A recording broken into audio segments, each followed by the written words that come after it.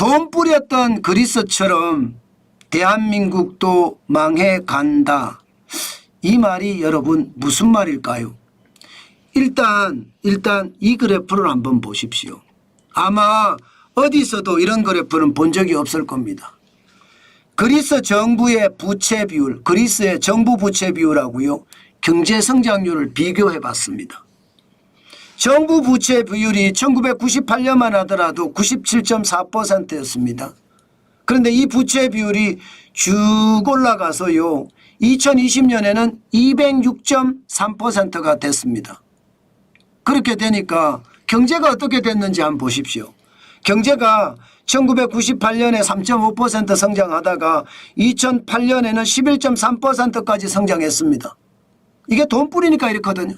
돈을 계속 1980년 후반에 파판드레오 총리가 집권을 하면서, 그 당시에 좌파였습니다.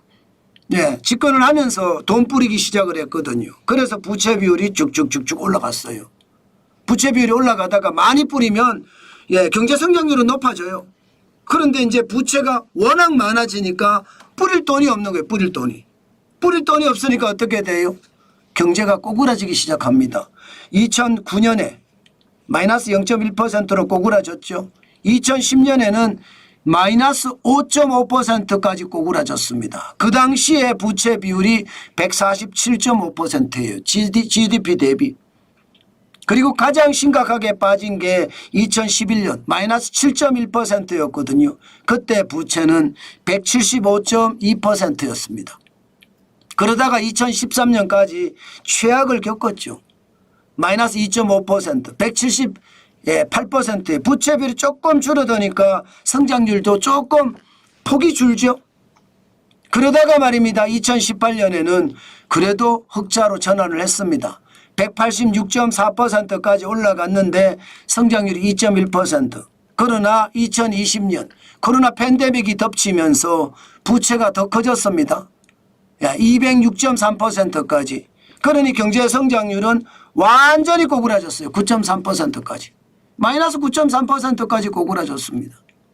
그런데 이 그리스에서 혁명이 하나 일어났어요. 무슨 혁명이 일어났느냐. 2019년에 지금 보시는 것처럼 키리아코스 미초타키스 총리가 취임을 했습니다. 총리가 취임을 하면서 크게 두 가지 정책을 폈습니다. 하나는요, 돈 뿌리는 정책 없었어요. 다른 하나는 최저임금을 올렸습니다. 그러면서 법인세를 왕창 낮춰줬어요. 최저임금을 올리는 만큼. 아니 그 이상으로 낮춰줬어요. 그러니까 기업 입장에서는 돈 버는 게 최저임금은 뭐 더 많이 나가지 않았습니다. 그러나 개인 입장에서는 수익이 많아진 거죠. 최저임금을 많이 올렸으니까. 정부는 적자를 받겠죠. 적자를 벌 수밖에 없겠죠. 왜냐하면 기업의 세금을 왕창 깎아줬으니까. 그런데 희한한 현상이 일어났어요. 무슨 현상이 일어났는지 아세요, 여러분? 이게 소비가 느니까요. 소득이 느니까 소비가 늘었어. 소비가 느니까 오히려 세금이 더 많이 거쳐. 더 많이 거쳐요. 세금이 더 많이 거치니까 갚기 시작했어요. 2021년에 8.4%의 경제 성장률, 194.5%로 부채 비율이 줄어요. 그리고 말입니다. 2023년까지 오면 성장률은 2.2%로 떨어졌지만 부채 비율은 168.2%고요. 작년에는요. 2.3%로 성장률은 올라가고 부채 비율은 153.8%까지 떨어졌습니다. 그리스가 유럽의 문제하에서 유럽의 정상인으로 발돋움한다는 거예요. 과거에 유럽의 기린아는 아니지만 말입니다. 다시 말해서 포퓰리즘을 이겨내고 그리스가 다시 부활한다, 이런 뜻인가요? 맞습니다. 그런데 우리는 지금 어디로 가고 있나요? 지금 우리는요, 1980년대 파판드레오 총리가 좌파 총리였어요. 좌파 총리가 집권을 하면서 돈 뿌리기 시작했거든요. 돈 뿌린다는 그 후에 우파로 기업이 권력이 바뀌어도 돈 뿌린다. 좌파도 돈 뿌린다. 서로 돈 뿌린다 하다 보니까 그리스의 정부 부채 비율은 최하까지 갔던 거예요. 그런데 우리가 지금 그러고 있죠. 문재인 정부 때 돈 뿌린다 돈 뿌린다 돈 뿌린다가 유행을 했습니다.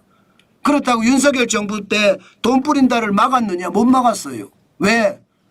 더불어민주당이 공룡 야당이고 법 개정을 안 해주니까. 그런데 다시 민주당이 집권을 했습니다. 그러면서 돈 뿌리기 또 시작해요.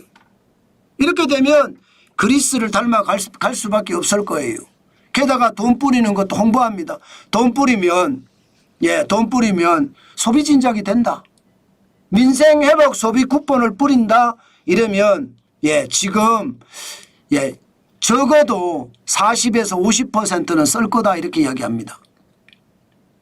돈을 100만 원을 주면 40만 원 50만 원 쓰고 나머지 40만 원 50만 원 60만 원은 보관한다는 뜻이죠. 사실 지금 이것도 굉장히 높이 잡은 거예요. 2020년 5월에 긴급재난지원금 뿌렸을 때 실제로 소비에 영향을 미친 것은요 26.2%에서 이 36.1%예요. 이 말은 여러분 100만 원 받으면 26만 원에서 36만 원 썼다는 이야기예요. 별로 안 썼죠. 별로 안 썼죠. 미국도 마찬가지입니다. 2020년 미국에서는요 재난지원금을 뿌렸는데 25%에 40%예요. 지금 정부가 보는 것처럼 40에서 50%가 지금 쓰면서 회복이 될 거다 이렇게 생각 안 하고 있습니다. 그만큼 말입니다. 정부가 잘못 보고 있는지도 모르고요. 경제 성장률도 돈 뿌리면 성장률이 오른다고 이야기합니다. 오릅니다. 실제로 말입니다. 시티은행은 이번 1차 2차 추경 34조를 뿌렸습니다. 세입 개정은 빼고요. 세입 개정 포함시키면 44조죠. 세입 개정은 빼고 하니까 0.26%에서 0.52%포인트 경제성장 효과가 있다고 합니다. 자, 중요한 것은 돈 뿌려서 경제성장이 지지부진하자는 이야기잖아요. 소비 진작도 많지 않다는 이야기잖아요. 그렇게 됐을 때 우리 경제가 그리스 경제를 안 닮아간다는 이야기가 나올까요? 저는 안 나온다고 봅니다. 결국은 닮아갑니다. 보십시오. 지금 닮아가고 있잖아요. 정부의 부채 비율이 높아지면 높아질수록 우리 경제의 성장률은 꼬꾸라지죠. 계속. 악의입을 벌린 것처럼 꼬꾸라지고 있습니다. 정부의 부채 비율은 2025년 올해 벌써 49%까지 올라갔습니다. 올해 경제성장률 0.8%. 이게 말입니다. 부채가 늘어나니까 늘어나는 만큼 경제가 꼬꾸라집니다. 2016년만 하더라도 여러분 보세요. 경제성장률이 22.9%. 정부 부채 비율은 34.2%밖에 안 됩니다. 2017년은 3.2%예요. 34.1%. 그리고 최저임금이 2018년에 16.4% 오르면서 이제 부채 비율이 늘어나기 시작합니다. 최저임금이 16.4% 오르니까 경제가 꼬꾸라졌죠. 0.8%로. 2019년에도 꼬꾸라졌죠. 계속 꼬꾸라집니다. 부채가 높아지면 높아질수록. 여러분 지금 이 그래프를 보시면 정부가 말하는 게 완전 거짓말이잖아요.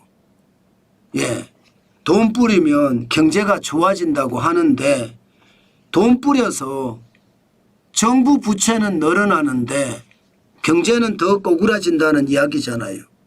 결국 경제가 더 안 좋아진다는 이야기예요.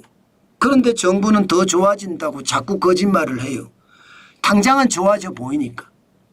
장기적으로 봤을 때는 부채가 늘어나서 정부의 투자 여력이 감소하고 결국은 경제가 더 꼬꾸라지는 상황 저는 반드시 몰고 올 거라고 봅니다.